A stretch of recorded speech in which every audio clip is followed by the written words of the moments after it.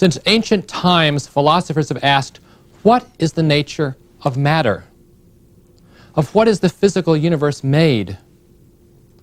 We deal with so many different materials in our everyday life: solids, liquids, and gases, metals, plastics, woods, materials that are biological and non-biological, living materials, dead materials.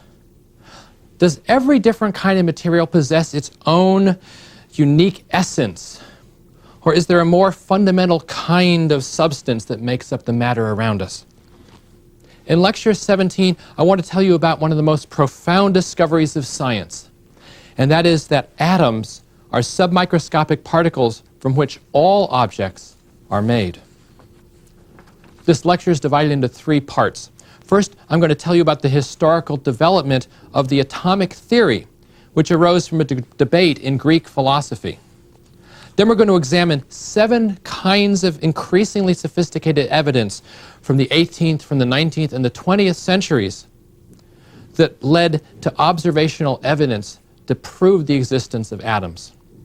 And finally, I'm going to look at the basic building blocks of the atoms themselves, that is, the electron and the nucleus of the atom. Until relatively recently, the question of nature's basic building blocks was beyond the methods of observational science. In ancient times, there were absolutely no experiments that you could perform that could shed much light on this question of whether or not atoms were real. Nevertheless, there is a logical approach that suggests that there are 2 possible answers and only 2 possible answers. Substances might be a continuum, infinitely divisible, so that the more you cut it, it would still look the same. Or it's always possible that you could cut a substance into smaller and smaller particles and eventually reach the smallest sized particle to retain the essence of that material. You can think about this idea by cutting a piece of cheese and imagine what happens. If you cut a piece of cheese, you have 2 pieces of cheese left. Then you can cut it into smaller and smaller pieces, dividing it and dividing it and dividing it. And each time you cut, you still have something left over that looks like a piece of cheese. But how far could this process go? Could you get down to the point where you could no longer cut this and still have something that retained the essence of cheese? That was the question. If it's true that you reach some other particle, then you come up with what's called the atomic theory, the idea that all matter is composed of smaller fundamental units. These particles, whatever their characteristics, are called atoms, from the Greek atomos, or uncuttable. The Greek philosopher Democritus, who lived from 460 to 370 BC, developed the most complete philosophical rationalization for the existence of atoms. Now, this was philosophy, not science. I have to emphasize that. According to ancient catalogs, he was a prolific writer with treatises on astronomy and mathematics and ethics and music. But few of his works have survived till today. Of these writings, his thoughts on the atoms have been the most influential to subsequent scholars. To Democritus, atoms represent a solution to the dilemma which is called the one and the many. Philosophers were convinced of the essence of nature as simple and elegant. It reflects a universal unity. But the real world is complex, it's messy. Atoms allowed for external complexity with internal unity. According to Democritus, atoms themselves are simple and indestructible entities, but they can be rearranged to form all the different substances that we see in our everyday world. He summarized his ideas in the famous quotation, "By convention there is sweet, by convention there is bitterness, by convention hot and cold, by convention color, but in reality there are only atoms and the void." By the way, another ancient approach to this problem is the division of all substance into 4 elements: earth, air, fire, and water. This is another example of this reductionist approach to the study of matter, to understand the complexity of nature by somehow reducing it to its simplest building blocks. This approach is still very much in vogue in science today, the reductionist approach. Aristotle also thought about atoms, and he used his favorite approach of experience amplified by logic. Ultimately, he rejected the atomistic hypothesis because no atomic properties could be perceived by the senses. He said, how can there be atoms if there's absolutely no tangible evidence for their existence? And then we come to the Roman poet and philosopher Lucretius, who lived from 94 to 55 BC. He was one of the few ancient scholars who dared to dispute Aristotle's ideas, and Lucretius is best remembered for a single epic work called De Rerum Naturam, or On the Nature of Things. Lucretius argued that infinitely divisible matter led to unacceptable problems in distinguishing matter from nothingness. He suggested rather that a few different kinds of atoms could form all different kinds of materials around us, just as the few letters of the alphabet could form all the different ideas that we might be able to express. I suppose it's unfortunate for the idea of atomism, but Lucretius also suggested in some of his writings a kind of leaning towards atheism, and this was a stand that tended to discredit all of his writings to subsequent scholars. Now we have to talk about evidence. This is a course in science. And no matter how persuasively you argue on philosophical grounds one way or the other whether atoms exist, you really have to go and look at observations, at experiments, and make predictions. I want to review 7 lines of evidence that have been developed over the past 2.5 centuries, evidence that collectively makes a convincing case for atoms, for their existence, for their reality. I'm going to tell you about the behavior of a gas. I'm going to tell you about the ratios of elements in chemical compounds. Third, the nature of the radioactivity, the particle nature of radioactivity. Fourth is the phenomenon of Brownian motion that Albert Einstein studied. I'm going to look at the determination of what's called Avogadro's number, the exact number of atoms. Then the phenomenon of X-ray diffraction. And finally, actual images of atoms by atomic microscopy, a very recent and convincing development. If this seems like a bit of overkill, let me just say that the atomic theory is one of the transforming events, it's one of the transforming ideas in all of science. And it wasn't until these and many other lines of evidence were explored that scientists accepted and fully agreed to this idea of the atomic hypothesis. So I really want you to get a historical sense of the buildup, the inexorable buildup of evidence that led to our modern acceptance of the idea of the atom. The first piece I'm going to tell you about is the behavior of gases, and this is as explored by the Swiss physicist Daniel Bernoulli. He lived from 1700 to 1782 in the mid-18th century, that time of incredible discoveries in electricity and in magnetism and so forth. The Bernoulli family was amazing. Over a period of 4 generations, from the late 17th century to the early 19th century, there were a half dozen distinguished Bernoullis. They made fundamental contributions in mathematics and science in various fields. Daniel Bernoulli's most famous work had to do with the behavior of moving fluids, including the way that air moved over a bird's wing. He found that air moved faster over the upper curved surface of the wing than the lower surface, and that's what caused lift. The upward pressure created lift, and that explained how birds could fly. In this context, he was studying air pressure. And he realized that if atoms are real, they must have mass, they have to have velocity, and thus they have kinetic energy. And he successfully applied Newton's second law of motion. He applied them to this theoretical concept of atoms to explain the behavior of gases under pressure. For example, if you double the number of gas particles, or you have the volume of a container that contains a certain amount of gas, it doubles the number of collisions and thus doubles the pressure on the confining walls. So he measured pressure as a function of volume, for example. Increasing temperature increases the average kinetic energy in a very predictable way. And once again, you can see how the change in temperature changes the pressure inside a vessel. You can also just think about the behavior of a balloon when you blow it up.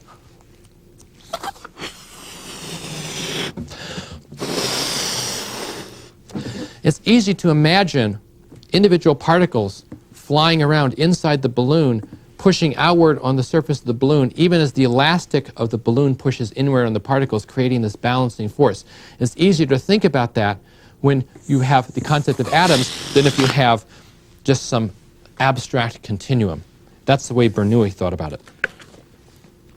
A key point here is that many of these observations don't prove that atoms exist. They just show that nature behaves as if atoms exist. And many of the early lines of evidence were like this. A second important line of evidence was advanced by the English meteorologist John Dalton, who lived from 1766 to 1844. It was Dalton who presented the first statement of the atomic theory from a chemist's point of view. And this was in his 3-volume treatise called A New System of Chemical Philosophy. Those volumes were published over a 20-year span from 1808 to 1827. Dalton's life's quite fascinating. He was a poor country teacher. He gradually became known for his meteorological observations. He made meticulous studies of the weather. He was always curious, and he began to think about the nature of atoms through this study of the weather and how it varied from day to day and week to week, year to year, and so forth. He said this. This is a quote from Dalton. Having been long accustomed to make meteorological observations and to speculate upon the nature and constitution of the atmosphere, it often struck me with wonder how a compound atmosphere, or a mixture of 2 or more elastic fluids, should constitute apparently a homogeneous mass. What Dalton was saying is, how could you take nitrogen and oxygen and other compounds and mix them together if they were somehow indivisible fluids? How would they mix together? How would they combine with each other? He couldn't really imagine that. Dalton's determined character, his drive to understand nature, can be sensed from the context of one of his more noted papers on color blindness. This is a fascinating story. This work stemmed from a very embarrassing incident in Dalton's life. It turns out he was invited to join the austere Manchester Literary and Philosophical Society. And at one of its meetings, he showed up wearing a brilliant scarlet coat. Well, the other members of the society criticized him. How could you come to this meeting wearing a brilliant scarlet coat like that? Well, it's only then that Dalton learned that he had red-green color blindness. And rather than just sort of slink away in embarrassment, he said, gee, this is really interesting. I'm going to study this phenomenon. And he began the first research that led to scientific publications on the phenomenon of this common variety of color blindness, which is now called Daltonism. Dalton's atomic theory. This states that matter is composed of atoms of perhaps several dozen different varieties. These are the different elements, as we'll see. These elements differ in their weights and in their sizes and in their properties. He developed this theory at a time when the law of definite proportions in chemistry was first being developed. This empirical law notes that if you take any given set of elements, that they often combine with other elements in very specific ratios. For example, water is always 8-part oxygens to 1 part hydrogen atoms. And you always have that ratio. And if you look at other chemical compounds, you also see similar kinds of ratios developing over and over again. And you can see these patterns occurring. Furthermore, when 2 elements combine in more than one way, the ratio of weights for the 2 compounds are going to be a simple whole number. 12 pounds of carbon can thus combine with either 32 pounds of oxygen, or they can combine with 64 pounds of oxygen. So either 32 or 64, that's a 1:2 type of ratio. Simple ratios that were appearing over and over again. This suggested to Dalton the reality of atoms, because you're combining units of the substance in simple ratios. However, many contemporaries still saw atoms as merely a convenient kind of fiction, just sort of a way of thinking about nature that made it easy to do calculations, but that atoms were not necessarily real. For the third line of evidence, we're going to fast forward to the discovery in 1896 of radioactivity. This is the process by which individual atoms emit radiation. The behavior of this phenomenon was really compelling in terms of the atomic theory. If you think about matter as a continuum, then it's hard to imagine how you have individual pulses of radioactivity. But what you do is you take a piece of radioactive material, you'd put it in front of a phosphorescent screen that glowed brightly anytime there was one of these pulses of radiation, and you'd see individual scintillations, individual bright flashes, one after another. It was in 1903, upon seeing this sort of irregular twinkling, that even the most vocal skeptics of the atomic theory had to take pause and say, well, if matter is this continuum, really, what's the nature of these pulses, these individual events? That's the key here. Are atoms individual particles? Do they have or is it some sort of complete diffuse nebulous entity? And that's what people were trying to find out. The fourth line of evidence now. We enter the 20th century and the work of Albert Einstein. He studied a phenomenon called Brownian motion. Brownian motion is a fascinating effect. It's an atomic scale effect that's visible in a microscope. What you see if you have tiny particles of dust suspended in a liquid like water is they don't just sit there in the microscope slide, but they jiggle slightly. They move back and forth. They eventually may move some distance from where they were before through this little jiggling motion. Many people had seen this. You can see it in dust particles. You can see it in pollen grains suspended in water. So many scientists had noticed the effect, but they hadn't really described what caused it.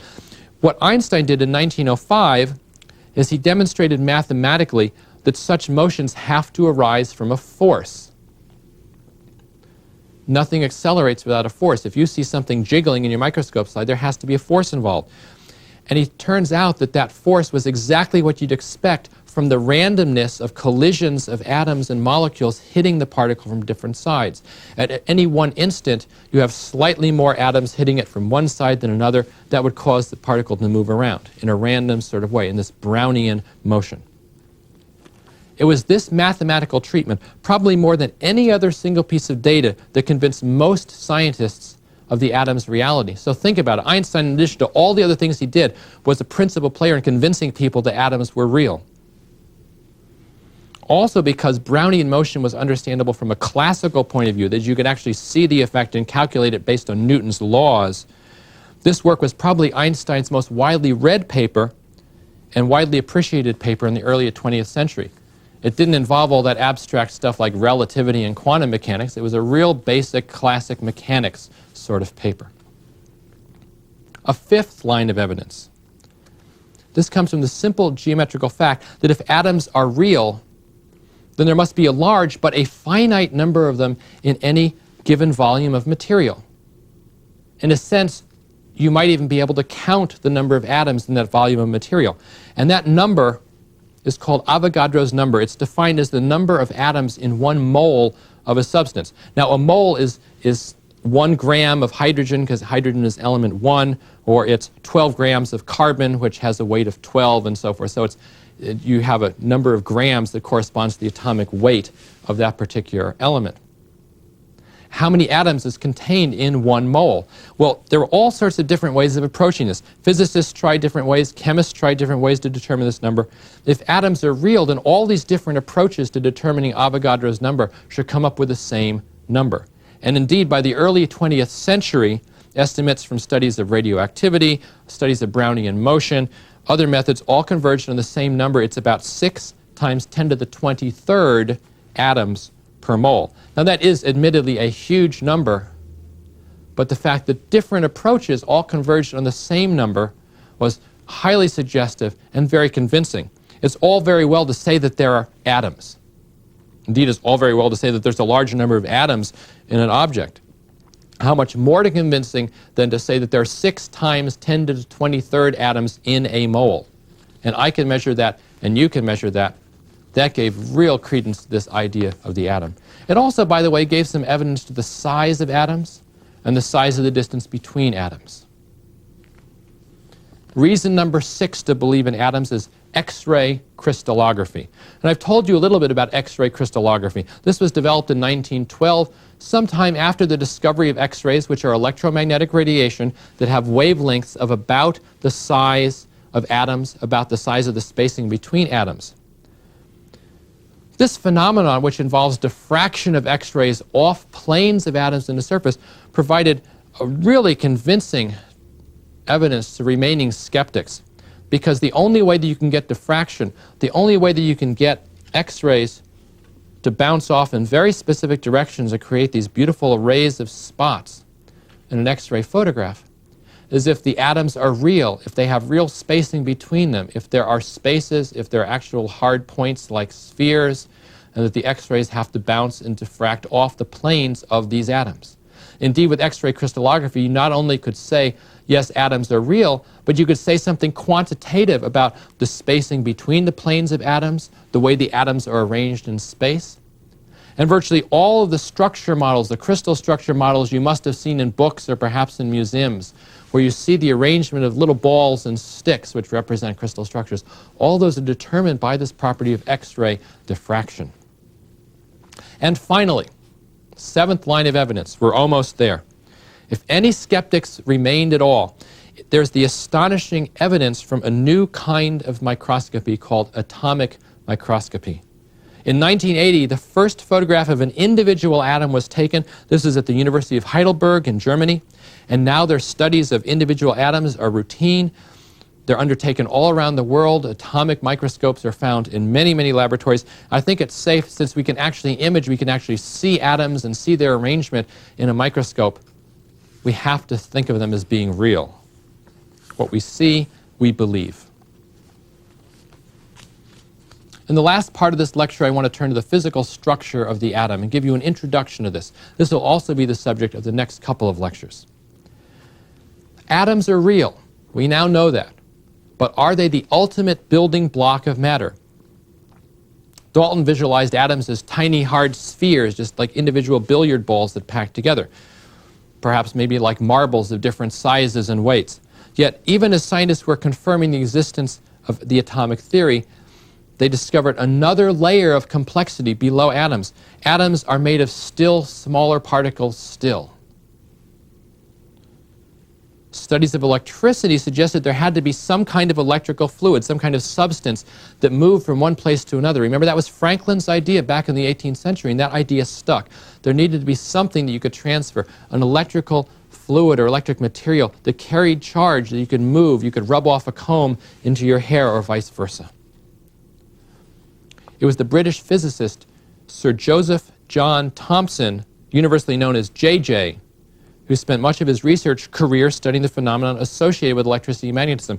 He was born in 1856, he died in 1940, so his career spanned this incredible transitional period from classic to modern physics. Thomson was the quintessential British scientist associated throughout his long life with Cambridge University. His influence extended well beyond research. He was a dedicated teacher, a famous teacher in his day. He established many new research programs at the Cavendish Laboratory, which is one of the world's great physics research centers. Of the hundreds of scientists that he helped train there, 8, including Thomson's own son, received Nobel Prizes. That shows you the influence of this Cavendish Laboratory. Well, let's look at Thomson's research. Lightning, sparks, these occur when a high voltage causes electricity to jump across a gap in the air. Air, it turns out, is a very poor conductor. If the spark-producing device is sealed in a vacuum, it turns out that these charges flow actually more steadily, more easily, without sparks, just a steady stream of this electrical current flowing from one tube to one place to another. This flow of electricity is the principle behind every vacuum tube, and these vacuum tubes dominated electricity, all electronics, before about 1960. The idea of a vacuum tube is very easy, and it's very similar to the idea behind the X-ray tube, which I described in the last lecture. What you do is you have a filament that you heat to a high temperature. That filament, therefore, is glowing hot, and you put a negative voltage on the filament, and you put a positive voltage, a cathode, someplace else in the tube. This means that electrons then will be boiled off the filament, the negative electron. They'll move towards the positive end. And by putting a fairly modest voltage, perhaps a few tens or a few hundreds of volts across those filaments, you'll get a steady flow of electrons from one side to the other. By the way, a tube like this, a diode or a rectifier tube, was used to control the flow of electricity in one direction in an electronic device. So you could have electrons coming in one side, and they'd flow continuously in one direction from negative to positive, but never from positive to negative. So that was a very useful kind of electron device. What Thomson discovered is, in the early days in discovering how these vacuum tubes might be used and how they might work, he discovered that a magnet deflects this invisible current. So he concluded 2 things. First of all, he said that the current has an electric charge, and we know now that it does. It has that negative charge. And also he realized that because you're deflecting that beam that's coming from negative to positive, you also have to have mass. You're applying a force. You see a bending, that's an acceleration. So you can say force equals mass times acceleration. You can determine the mass of this invisible fluid, indeed the mass of the individual particles, which he dubbed electrons. It turns out that electrons have a mass about 1,000th of the mass of the whole atom. And it was clear to Thomson that when electrons are stripped off an atom, the atom has a positive residual charge because you've pulled off negative. So you're learning much more about electricity by the study of this new particle called the electron, this mobile particle that can be moved from one atom to another through the movement of electric charge. Electrons are easily stripped off an atom, but what about that massive part that remains behind? Sort of the major part of an atom. What is the nature of that? The fragmentation of atoms by radioactivity led to the discovery of the atom's surprising internal structure. This work was undertaken by Lord Ernest Rutherford. He was a protege of J.J. Thomson. He eventually rose to the directorship of the Cavendish Lab himself, the laboratory that Thomson had led for so many years. Actually, Rutherford really got around the British Empire. He was born in New Zealand. He received his undergraduate degree down under before winning a graduate scholarship to Cambridge. And then from 1898 to 1907, he was professor of physics at McGill University in Montreal, Canada. And there he did Nobel Prize-winning work on the nature of radioactivity. In 1907, he returned to England to establish his own physics laboratory at the Victoria University in Manchester, and it was there that he did his most famous work discovering the nature of the atom's nucleus. In 1909, Rutherford's Manchester group began to use radioactivity, which he had discovered earlier. He began to use that to study the structure of the atom itself. The element radium emits alpha particles. These are like little atomic scale bullets, high energy, fast moving particles that we'll learn about more a few lectures from now when we study radioactivity. In any case, think about these little atomic scale bullets being fired out of a piece of radium and then being directed at a piece of gold foil. And this is the nature of Rutherford's experiment. Almost all the alpha particles that were fired at that gold foil passed right through it. Perhaps 99 in 100 just went right through or were deflected through very tiny angles. But about 1 in 1,000 of these alpha particles was scattered backwards, bounced right back towards the experiment. Rutherford was astonished. He said, quote, "It was as though you had fired a 15-inch shell at a piece of tissue paper and it had bounced back and hit you." Rutherford concluded that atoms are not hard spheres that touch each other, but rather that the atom is almost entirely empty space. And it has a tiny, hard nucleus that carries the positive charge and almost all the mass of the atom. And then around this nucleus are orbiting the negatively charged electrons, far away, sort of like planets orbiting around the sun. And so was born the very first model of the atom's inner structure. It's a model that's really not unlike a miniature solar system, this Rutherford model. You have a massive central nucleus, sort of analogy to the sun, and that central nucleus sort of is fixed. It doesn't go anywhere. And then orbiting around it, like the smaller planets and asteroids and so forth, are the electrons in various orbits. The outermost of these electrons can be stripped off, and those are the electric charges that are transferred from atom to atom, for example, in electricity. This was an amazing discovery, the discovery of the structure of the atom, and the stage was set for the modern era of atomic studies. Let me summarize this lecture, which has introduced the concept of the atom. The atomic theory arose out of philosophical speculation, but it has been buttressed by many, many different kinds of observational evidence. This evidence includes the behavior of gases, as studied by Daniel Bernoulli. The ratio of elements in chemical compounds is studied by Dalton. The particle nature of radioactivity, the fact you have individual scintillations rather than a continuum of radiation. The phenomenon of Brownian motion that was studied by Einstein. The determination of Avogadro's number by many different people. The phenomenon of X-ray diffraction. And lastly, actual images of atoms by atomic microscopy.